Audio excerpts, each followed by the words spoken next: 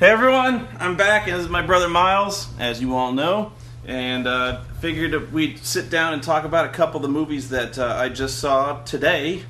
And I know I'm probably a little bit behind the ball on this one because these movies have been out for a while. And I know the Cinema Snob already did reviews of these, so I will attempt to say new things about these movies, or at least give my unique take on it. And Miles here will chip in, see if I can jog his memory a little bit. First movie I saw today was Uwe Boll's Rampage, and I liked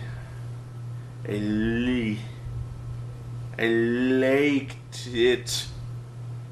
I did like it.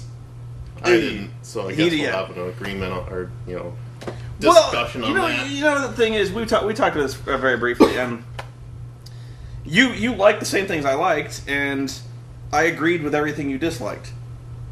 I just think it's kind of an overall opinion of it, where like the things you didn't like about it were deal breakers, and the things I didn't like about it, they didn't quite break it for me. You know what I mean? So like, okay, very simple premise is this kid goes on a rampage, and he goes on a shooting spree that lasts pretty much about 30 minutes. Is it 30? No, it's longer than that. It's. I'd say it's over half the movie. 45 minutes? Fair? Yeah. Okay. Enough. So he I'm trying to say it without. Okay. What he does is he plans this thing out for a long time. He builds a suit of armor. He gets these guns, and he starts shooting people. When we first meet him, we get the impression that he's like one of these Columbine kids who isn't loved by his parents, is part of the video game culture, is down on his luck, doesn't have a job, and he's quietly packing together these guns and this armor to go on this homicidal rampage. Yeah, and we get cuts in between of him. Was it cuts in between of him giving like these little vignettes, or him discussing about how the world is getting overpopulated or whatever? Yeah, it cuts. I thought it actually very effectively cut between like these very chaotic images of violence, of him committing these things that he's about to do. So he's like it's like he's imagining these things he's about to do, and it also cuts in between him kind of giving like YouTube vlogs of his like insane ramblings, and his friend. He has a friend that also is kind of doing these fight the power type vlogs, right? So we get the impression that this is a very Columbine-centric. Whenever you talk about some kid going on a senseless rampage, it's kind of intertwined with Columbine. And I think had they stuck with that, this might not have bothered you so much. In fact, had they given no motive at all, if all of a sudden he just kicked down his door and just started shooting, and then it ended, and then they were like, what's the reason behind this? You know, people are struggling in vain to find a reason behind it. And had they given no answer, I think you might have liked it. I would have liked it a little better. It seems weird where, again, I think this movie is a little over-plotted. And it seems silly because it's a very simplistic plot. Well, like I always said, I will give him credit. This is one of his best... No, it is his best. Well, I mean, technically done movies. I mean, these are not the old Uwe Boll movies where you see just piss-poor direction, hammy acting, terrible editing, terrible shots, that sort of stuff. It's like an actual filmmaker worked on this film to do this, and it's best quality work.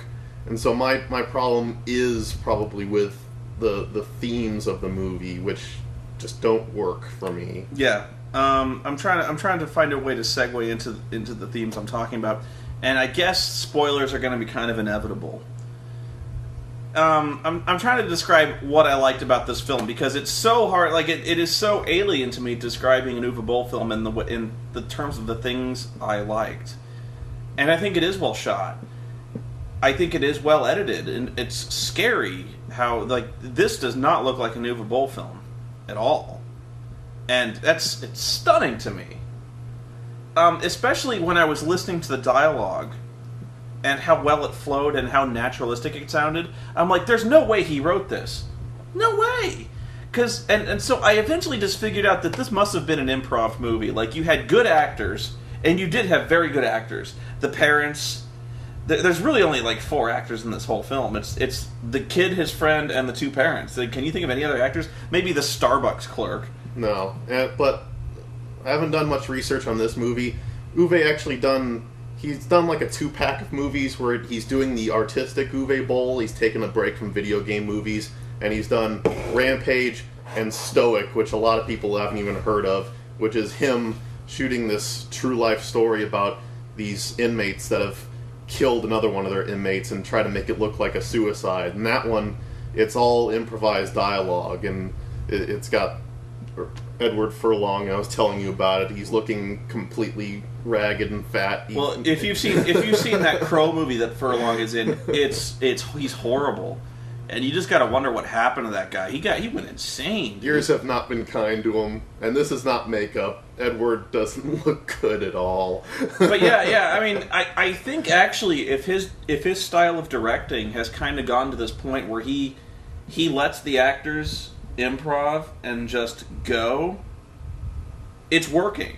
It's weird to say, but he got a cast of good actors, he let them go, and they came up with pretty naturalistic scenes that didn't overstay their welcome, that didn't have... He wasn't trying to work in like these one-liners. You know, I've seen his non-video game work, like 1968 Tunnel Rats and Seed. And they're not good. They're not well written. So it's not just him doing bad video game movies. He's been doing bad movies for a while. And that's what I think I was always saying, is that you can actually chart his progress, his evolution as a director. He has gotten better to the point where I think he may actually realize that he is kind of crap writing dialogue, at least for Americans. Like, I don't think he quite gets American cadences. Like, you know, and I'm not saying that's unique to him. Like, if I tried to write a movie in German, I would be terrible. You know, it's not my culture, it's not my language, and I'm sure he's struggling with that. But yeah, this is a better movie than this is probably what Postal should have been. I gotta tell you. I mean, it lacks the humor of Postal, but at the same time, I gotta tell. I was actually joking online. I said I was coming up with taglines if I was going to endorse this movie, and I said funnier than Postal. It actually is funnier than Postal. Like, intentionally funnier than Postal. I couldn't believe it. Like, I got more laughs out of like when he killed the Starbucks clerk.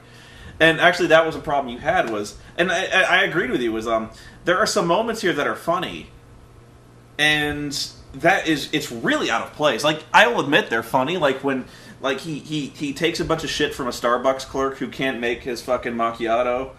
Yeah. And so he comes back and he's like, make my fucking macchiato, and the guy fucks it up again, and he's like, well, I guess your life depended on this one, and he shoots the guy in the back, and you're like, ha ha ha, that guy had it coming. And they have a scene where it's I would almost say it's like guerrilla-style filmmaking, where it's like Borat, where they have him walk into this bingo hall, and I'm pretty sure, I almost figure they're not in on a joke. This guy walks in full body armor and just sits down, has a sandwich, and the people don't react to him, and that's supposed to be like the humor of it. Is this kind of reality, only not guerrilla-style filmmaking that Borat does? No, I wouldn't say, because they were pretty clearly actors. Like, the guy who ordered the sandwich from was not the guy that they ordered the sandwich from, but like when he sits down to just have a sandwich. I'm pretty sure that was kind of, I don't know what you call it, but the same kind of filmmaking that you would do in Bruno and that sort of thing. I didn't mind that scene as much as you did, because I still thought it carried a fair amount of tension, because... You know, he goes into a salon, and he leaves, and then he comes back and he kills everyone. I thought that scene carried some tension, because you kind of did think at some point he was gonna kill everyone in that bingo hall, and I thought it did. I thought there was some drama there. Although I do agree that any kind of humor in a story like this is radically out of place. Like, I would have cut that, like, immediately. That's what I can get. It's like a 180 tonal shift. I mean, take any movie in which you're trying to portray the horrors of something, you know, like I don't know, like Schindler's List, and you have this goofy scene cut in the middle. You just, it doesn't work. You scratch your head about it. Well, yeah, and I think where this movie worked and where it fell apart were the same things. Where this is a movie about completely senseless violence, like a complete madness that just seizes a guy who goes apeshit and he just murders people for the sheer sake of wanton murder. And so when it is indulging in that and kind of harnessing that emotional power, I thought it worked. Where it fell apart was when it tried to provide answers, and kind of when it tried to explain what it was doing. And so by the end, he robs a bank, and then he steals this money, and then he burns the money, saying, "This is what I think of your consumerist culture." And I'm like, "Symbolism!" And then he contacts his friend, who's like this radical dude who's posting these political rants on the internet, and like who's really into paintball. And basically what he does is he takes this guy into the woods, and he kills him, and he dresses him in his armor, and he drives off. And so basically what he did was he framed his friend for this rampage that he went on. And so we're thinking like, oh, he's going to get away with it because he framed his Politico friend, and he did it really well, I thought. And actually, I saw it coming, but it was really well executed. And I was like, oh, he's going to get away with it. And I was like, he actually he planned this out. Well done, well done. I was like, you kind of wrapped this up in a neat little bow. And I thought it worked. And then the ending hit, and it was kind of weird. It was they do this thing where like he's kind of reveling in his victory, and he's kind of digging. He's like, I got away with it, man. I did it. Like I did this there. I fucking cleaned house. And so you can see him. He's got the money now.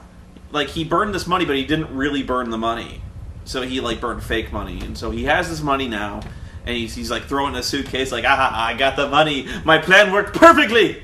And I was like, you were like, that was bullshit, because all of a sudden this became a heist movie.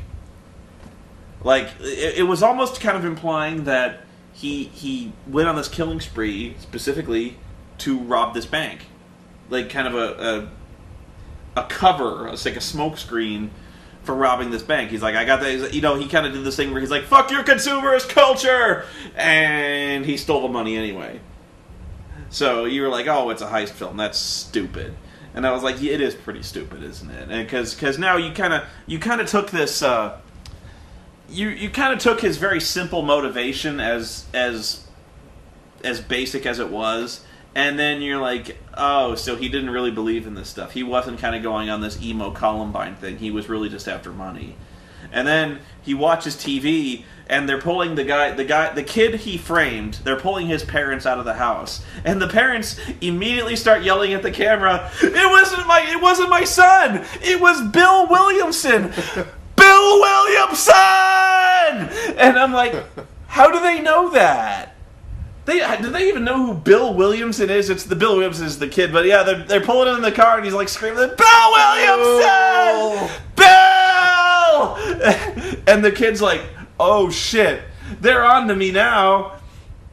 So he starts throwing the shit in the suitcase, and this whole time it's intercut with him doing like these vlogs where he's like, the world is overpopulated with scum, man. Like, the world's at capacity, dude. I'm just doing humanity a public service by killing people. Yeah. He's like, you don't need to thank me.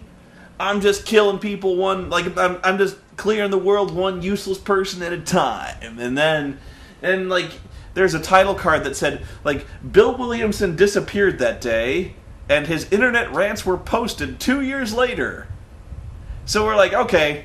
That's what I don't get is, okay, you feed me the line that he's, like, raging against the machine. Yeah, he hates banks. That's motive one. That's motive one. He's raging. He's against all this stuff.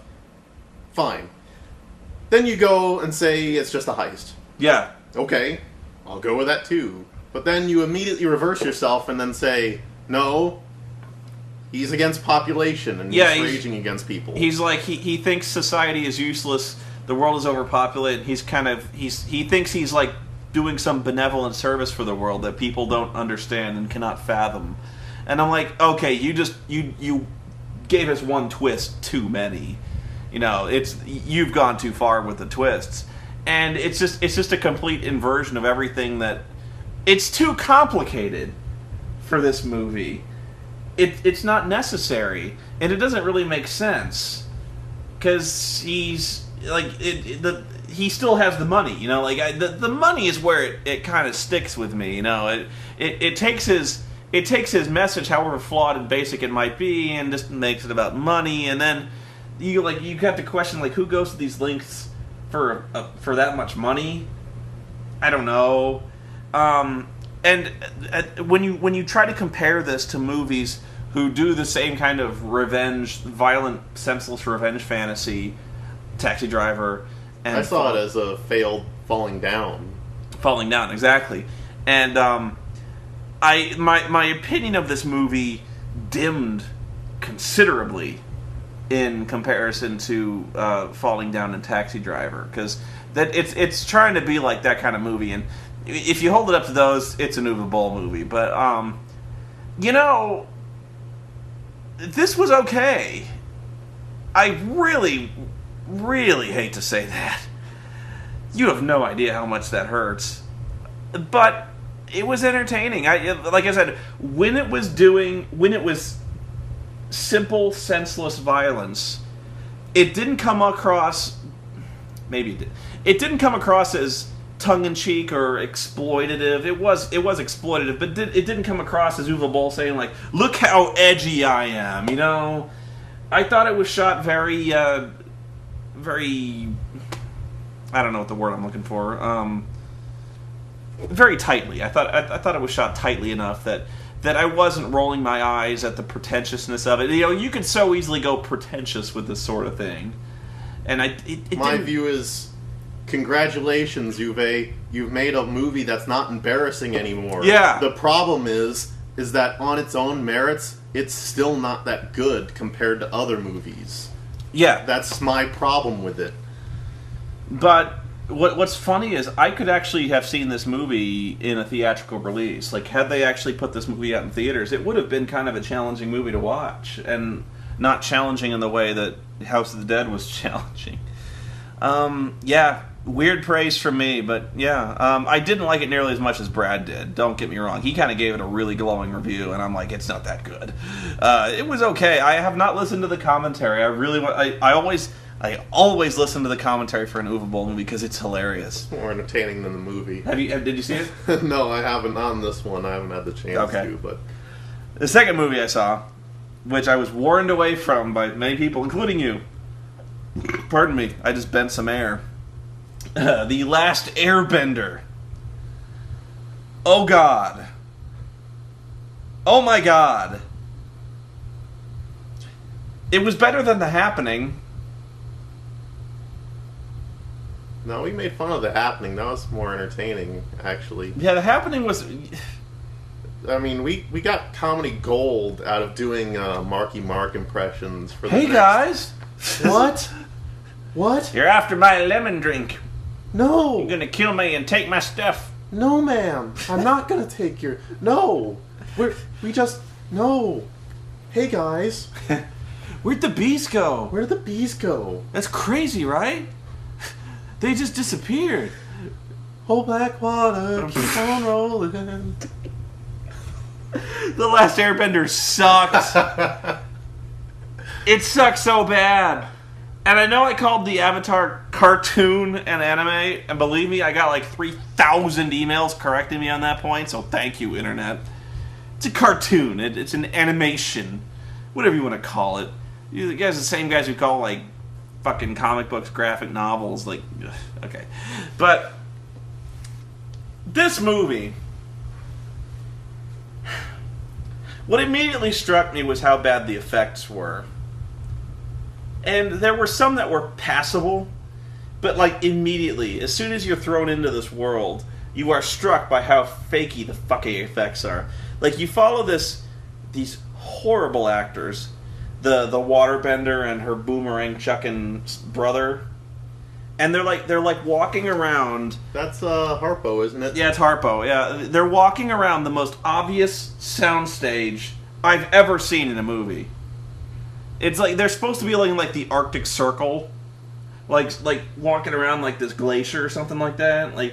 And you can see them walking around, and it's my green screen is better, and my green screen sucks. It's there's no blending or depth between them and the screen, and it's them in front of a blue mat.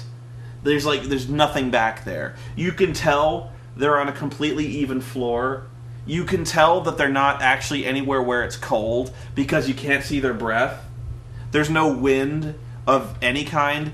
It looks and feels like they're inside when they're in this huge expansive tundra, or not tundra, but like ice-scape, you know. Immediately, one of them gets splashed, but he isn't wet when he jumps up. Yeah, next scene, completely dry. Yeah, the effects were really horrible, but where I think where this one really falls apart, I was actually going to do like every fucking scene of this movie has Tai Chi in it. Did you notice that? Like, everywhere they go, everyone is doing this, their little Tai Chi routines, because they're all benders, and they bend shit, and they're like they go to a village, and there's the water benders, and there's like 100 guys all doing their woo, and they're like, oh, those must be water benders. They are potent magicians indeed. And so, like, I remember they go to an Earth village that's been taken over by the Fire Nations. The Fire Nations are bad. They're bad men. And so they get captured. And by the way, Ong, the Avatar guy, gets captured like 5 fucking times in this movie. But like, he goes to the Earth village and he's like Earthbenders! I want to rally you for freedom. You must fight the Fire Nations. You must bend the Earth and defeat them. And they're like, yeah, we'll do that. And so the fire dudes are like, no, we won't let you. And so they start to fight. And all of a sudden, these 4 Earth dudes like run out of a hut.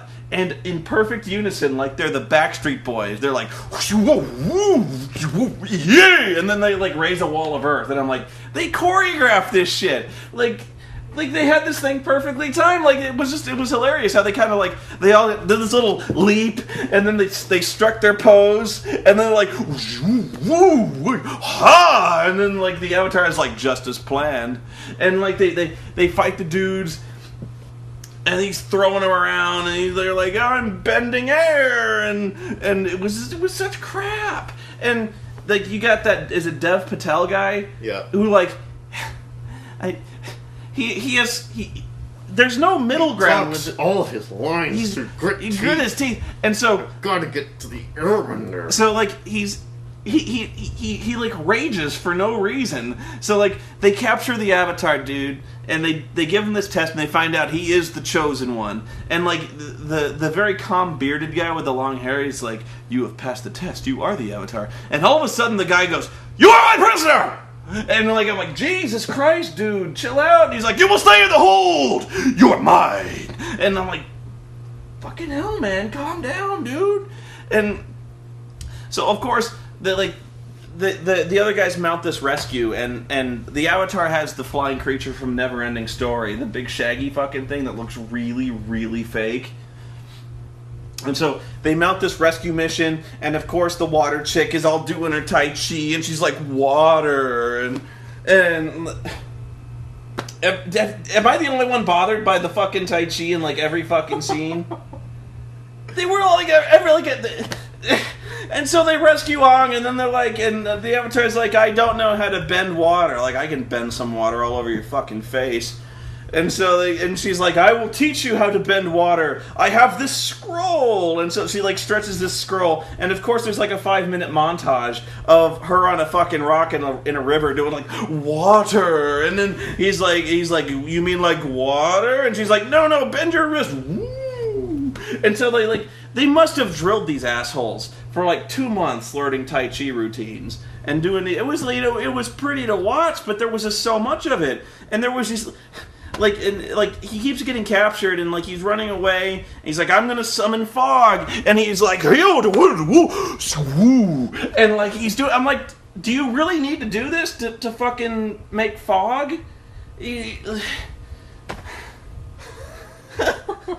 I'm the only one bothered by this. But no, I'm just entertained right now watching you do this. But he's like, he's doing like these Sentai routines where he's like, he's posing and he's striking like jazz hands, and there's all these villains who like they're just bad guys because fire is bad. You know, and there's so many scenes of exposition where, like, just shit gets explained to you.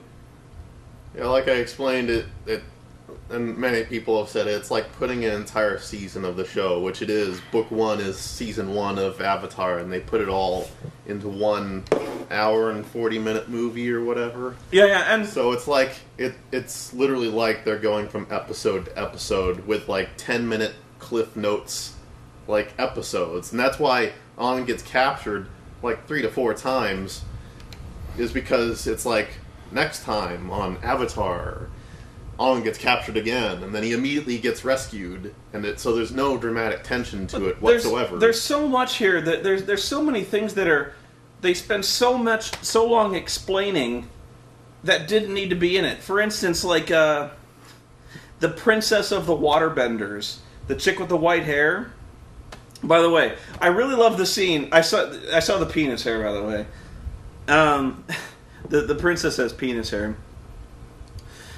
But there's this line of narration where they go, and Harpo immediately fell in love with the princess, and they spent much time together, and you're just like, they don't exchange one goddamn they word never of talk. Like I never knew her name. I was like, I love you for some reason, oh white-haired princess. But like, her entire reason for being was to sacrifice herself for the moon spirit, which is a fish in a holy place. And they spend 20 minutes explaining this minor plot point. Because, like, the Fire Nation's like, oh, we must conquer the water peoples. And to do that, pardon me, I got popcorn hole in my throat. They're like, we must conquer the water nations, but to do that, we must defeat the spirit of the moon. For you see, the moon spirit gives the waterbenders great power, and the full moon is when they're at their strongest. And there's one guy who's like, well, shouldn't we just wait until the moon is at its lowest point? And they're like, ha ha, you don't understand! We are fire! We are gods! We must defeat the moon spirit, we must kill it! And master their powers for ourselves! And they're like, but how do we do this thing? It is against the will of the spirits! And they just keep talking about this. They talk. And so they're like, we must infiltrate the water nations and kill the moon spirit. And so they're like, but how? And they're like, we raided the great library and we've acquired a scroll that told us the location of the moon spirit, and so we will go there and kill it. So they go there and they kill it, and the water people are weakened. And then the princess is like, I must sacrifice my life to resurrect the moon spirit. And they're like, okay. And then she does it, and the moon spirit's okay. And then the waterbenders are fine. And it was like, that was 20 minutes that went nowhere. Okay. Well, I mean, that's another problem, is because we get no characters in this movie. I mean, we have characters, but we don't know any of them, because every line of dialogue is exposition. We have to go here. We have to do this. We have to get that. The Fire Nation does this. The Fire Nation does that. The Air Nation has gotten rid of this. It's no longer here. And so none of them can actually talk to one another. Right. You never know what they're doing, or why we should like them, or why we should care one bit about the Avatar. And at the same time, all of this exposition was completely necessary to understand what was going on. That's what killed me. One of my favorite scenes, and it wasn't funny because it was a stupid line. It was just something I noticed.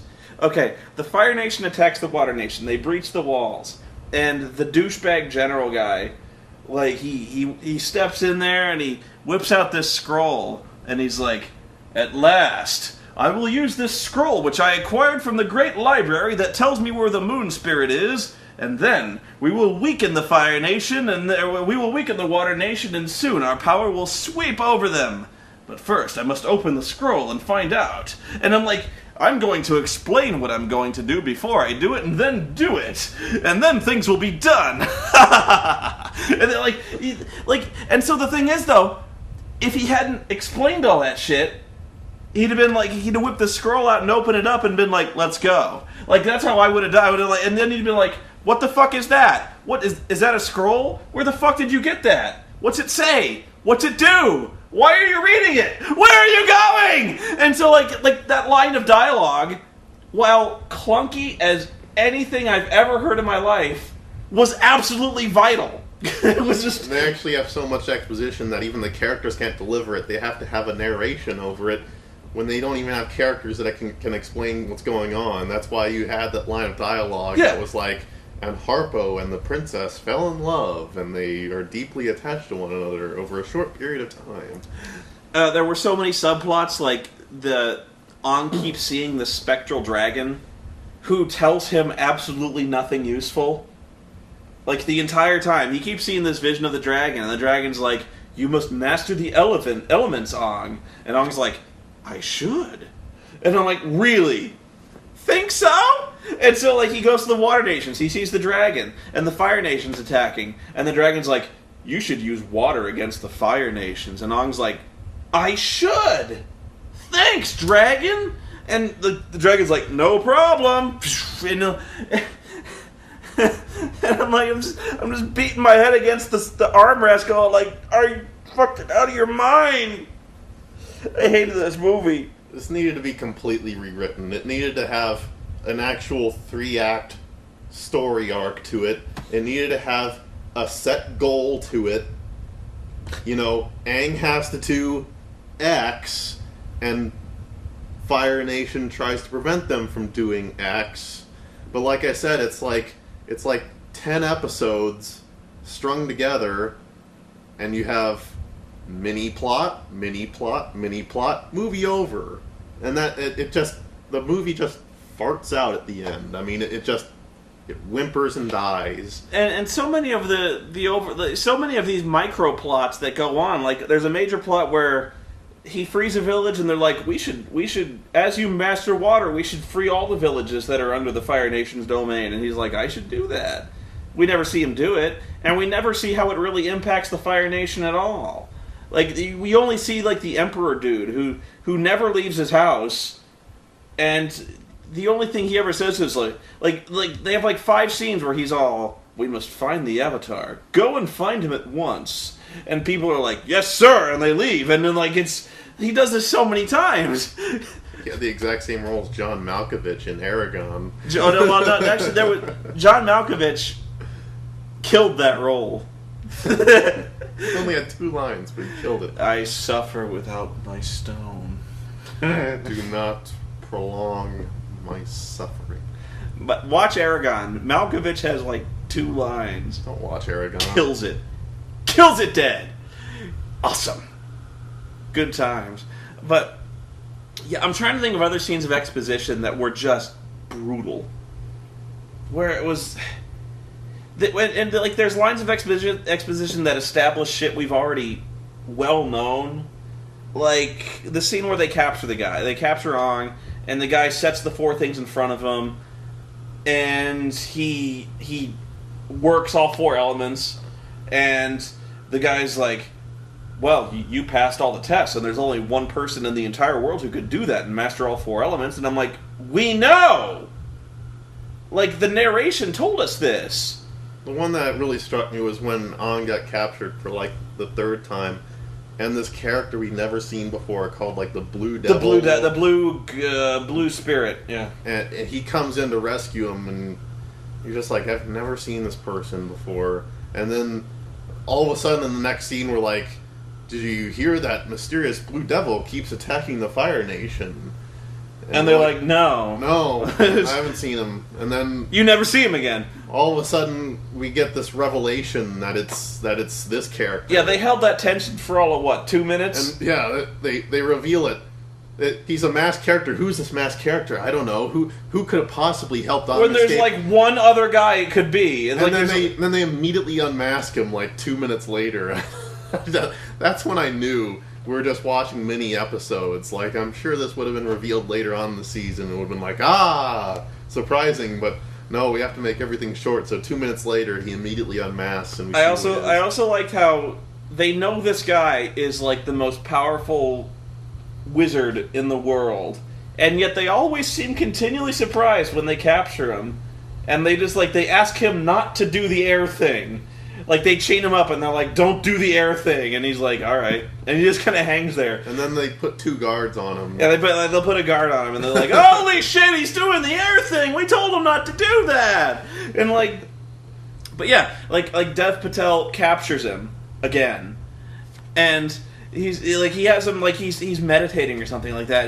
But he's unconscious, and so he throws him in the corner and he starts talking to him, and he's like. He starts explaining his backstory because everything needs to be explained. Again. We could have just seen it in a scene. Like, we couldn't have just started the movie with him getting banished from his home. But don't you see, we did. We had a flashback earlier when we find out why the prince was banished. And he explains it.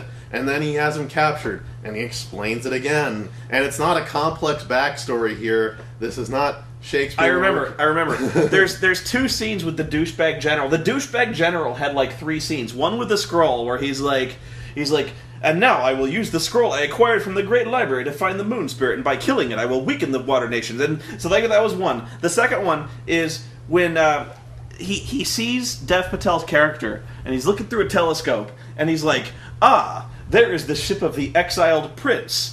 I will invite him to dinner and therefore ridicule him in front of all my people, and that will politically enhance me. Then he gets him in front of his people. He gets him in front of his people. Here's the failed prince, the person who was humiliated by his father and exiled. Yes, he's like, here's the douchebag prince who was exiled by his father for speaking out against a general during a battle, in trying to protect his friends. He is a traitor to our people and an Epic League douchebag. He's like, and see, but they explain it that time, and then Prince Zuko is with his uncle, and his uncle's like, why don't we just retire and go somewhere nice? And then he explains his backstory again. Well, I'm not done. I'm exiled. I want to finish the dinner speech because he goes on. There's way more. He's like, let's all give a hand to the douchebag prince. Oh, and we know he's not allowed to wear the armor of our people because he is an exiled wiener. But we're going to let him do it anyway, for he is as a child, and so we will mock him as a child. Would you like to order from the kiddie menu, Prince Zuko? and so the guy's like, I will kill you, and he walks off. And then there's another scene when he tries to kill Zuko, and the bearded dude, he walks up, and he's like, so good you could join us and join my crew, for your nephew was so horribly burned to death under mysterious circumstances. It was me. And the guy's like, I know. He's like, oh, by the way, my condolences for your son. Was he not killed so many years ago during your failed siege of Ankh-Morpork? And the guy was like, yes. And so you find yourself near the exiled prince, sworn to duty, sharing in your shame. But since he is dead, your shame is complete, and now you join me. And the guy is like, I know. It almost needs to be an SNL character, Captain Exposition. The dude is... Where he's like, good friend, I see you're with your wife. It's good that you found someone new after you cheated on your last girlfriend with a man named Coco, and was found with rather incriminating pictures of him and a monkey. Yeah. The guy, I'm trying to think of other speeches he had, because he had so many. I think he actually meets the Emperor dude at one point, and he's like, what he was saying, it's like, he goes and he exposits to the Emperor, he's like, your son captured the Airbender, but he escaped, and so now I will seek the Airbender myself. Your son had his chance. Of course, if he does find the Airbender, he will outrank me politically, and my career will be doomed. So I will race him and find him. And I'm like, I know. Shut up! This movie was so bad. I'm sorry. Can you think of a single good performance you saw in that movie? No. Well,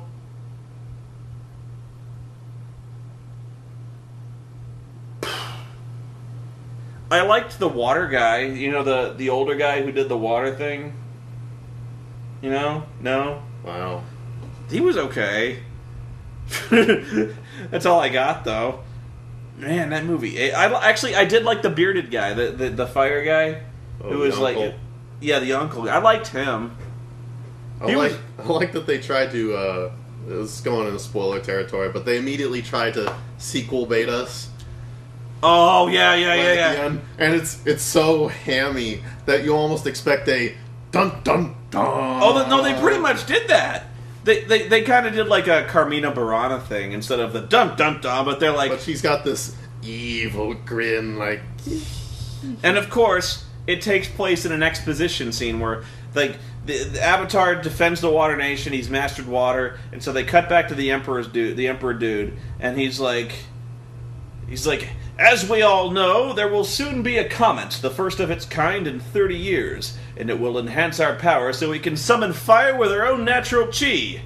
I know we all know that, but I'm just saying it out loud because it's common knowledge. And now you, my daughter, will go seek the Airbender before he can master the elements of earth and fire, for it is vitally important that we do so, otherwise he will become a match for us and defeat us all. And I'm like... And then they cut over to the daughter, who we've never seen before! And she's like, she's kind of hot. And then she's like, I will, father. And I'm like, you've got to be shitting me with this sequel thing. Not happening. So, I was actually, but like, it starts off saying Book 1, Water. And I was like, Dream on. Dream on, dude. So not happening. I kept, what kind of held me in dread was, I thought they were going to do this thing where, like, at the second act, they would be like, Book 2, Earth. Like, at some point in the movie. So, like, it's 75 minutes in, and we're like, we haven't hit Book 2 yet. And I'm like, oh shit. This is going to be a really long movie. Because, stupid me, I thought this movie was going to be like, we were going to see him master all the elements. So, like, we're like 3/4 of the way through the movie, and I started getting really afraid. This is a season, though. And that's what you didn't know. It's a season of a show. And he does master them one by one, but they're seasons, individual But I had never seen the cartoon, so I got really afraid. Like, it had felt like we'd been there for like 90 minutes. And I was going like, is he ever going to get to Earth? Is that next? Oh no! Because we're going to be here for fucking ever. It's just going to suck! And like, so no, that's movie 2, which you're never going to see. Thank God. In the same vein as like Golden Compass 2, or is that the Subtle Knife? Or you know, I actually really liked Golden Compass. I know, but it's whenever you try to sequel bait, it never seems to work. That's like a bad omen. It's when you try to sequel bait inside your movie. I've tried to defend Shyamalan in the past. Like when you started out, my theory has always been that he let the people pretty much early on labeled him as the new master of suspense, and he got this kind of ego trip that he was the new Hitchcock, and he kept wanting to do more twists and try to push it more and more and more. So after like Unbreakable, he started making Signs, which was okay, and then he made The Village, which people were starting to get fed up with, and then he made Lady in the Water, which was his anti-critic rant. Benza loves that movie. Don't start. He'll beat you up. And then he made The Happening, which was just like, oh, you fuckers want a rated R movie. I'll give you a fucking rated R movie and choke on that, asshole. You know what? I kept thinking to myself, you know, he's a master technician. I mean, he knows how to craft a scene. He knows how to make tension. He knows how to work with actors under the best of circumstances. And I'm just like, if you give him a movie where he doesn't have to write, that's exactly what I was gonna say was. Then he would do fine. That's what I always kept saying. I think his real problem is that he is only directing movies that he's written, and I don't think that's working for. I know it's not working for him. He needs to try to direct a movie that he didn't necessarily write, because he's dying. He's dying 1,000 deaths out there. It's so bad. It's painful to watch, because like you're right. He does know how to make these movies, but it's really the story where it's all falling apart, like every time. Did you notice? I've heard somewhere that he tried to throw a twist into this movie, where it's supposed to be like post-apocalyptic Earth. I heard, but I didn't see that. Okay, you didn't see that because no. Somebody told me like. We get hints that it's Earth, and I'm like, I don't know. Like, okay. They might have been wrong. I don't know. But Yeah, I was kind of fired up to see The Sorcerer's Apprentice, and all the reviews I've read of that one say it sucks too, which is kind of a bummer, because it looked like kind of Nick Cage enjoying himself, which you rarely see nowadays.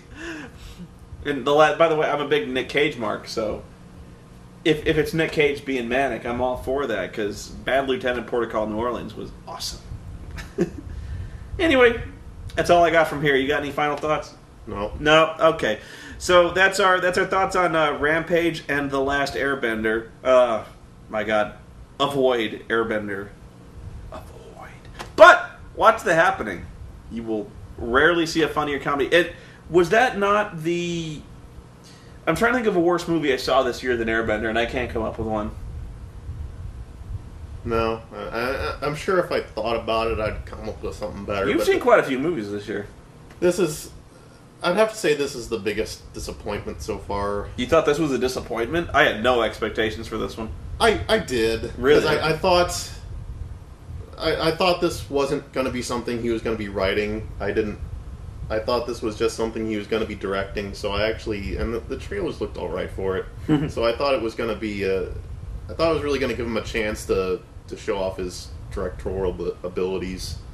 Actually, I did have some expectations. I saw the action in Airbender, and I was like, if they make the movie about people throwing magic, it'd be okay. But it was so repetitive. Once again, it was the story. Even the action was really repetitive. Did you notice that every fight scene almost, like that was one-on-one fight scene, went like this? A guy would do his Tai Chi, and he'd be like, Fire Hadouken! And the guy would throw his fireball. And then the chick would be like, Water Shield! And the fireball would hit the water and disappear. And the guy would be like, Motherfuck! Well, I'm gonna do it again! And then she'd be like, Water Shield! And it would block it, and he'd be like, Watery bitch! We're gonna do it again! And then he threw a really big fireball, and she's like, Water Shield! Ah! And that was like... every time with these guys. The final scene, you got a few flashes of what good combat would have been with Ong trying to run through the village. One shot, which they used in the trailer, was him doing that thing where he slides. He's like, "You're gonna get thrown up, and you're gonna get thrown down, and you're in ice now, and ice spears." And I was like, that was pretty cool. But that was like 30 seconds. 30 seconds. It tops. And I was like, that's what that movie should have been. Was this guy just like fucking people up with creative ways of fucking throwing ice, and just that we didn't get that. It was just like there was one guy who was doing this thing with like snakes of water. Pardon me, and that was kind of creative, but 10 minutes later we come back, he's still doing the snakes of water, and I'm like, okay, dude. The tidal wave, I guess. That was like the big climax, was like this huge, glorious tidal wave. It didn't really do anything. No.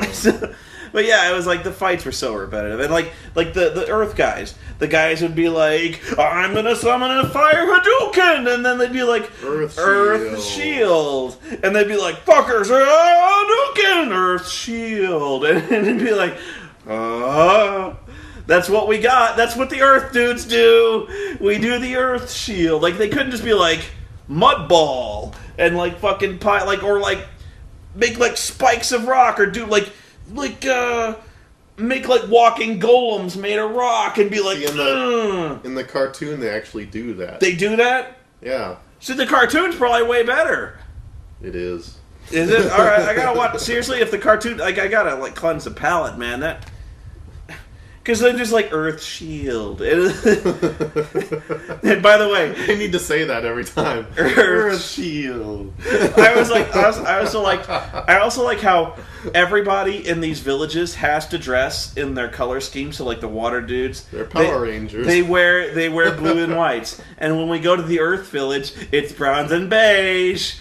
Browns and beige people, earth tone. It's like they're all wearing like the browns and beige. Earth tones. They're Power Rangers that way. Waterbenders wear blue. And airbenders wear yellow. Okay. Alright, that doesn't work. I also like the weird... I may be digging myself a hole here, but didn't you find it weird, the racial or the ethnic mix of some of these places. Like the waterbenders are supposed to be like Eskimos. It's not. I'm not going to call it racist. It's just stupid because you had the two main characters who are white. Yeah. And then you go to their village and they're all Eskimos. In fact, their grandparents are Eskimos. Yeah, they're like the only white dudes in this Eskimo village, and I'm like, what? You're going where do their parents go? Are they gonna... And the Airbenders dude. We keep flashing back to the Airbender dude. Where Ong is they're like all Chinese, yeah, except for his mentor. His mentor is black, who is black. But the fire dude's all Indian. They're all Indian. I don't understand. The Earthbenders are all Asian. Yeah, Earthbenders are like Chinese, or probably Chinese, something like that. But they all wear the greens and earth tones. Okay. That's all I've got. So, have fun, everyone.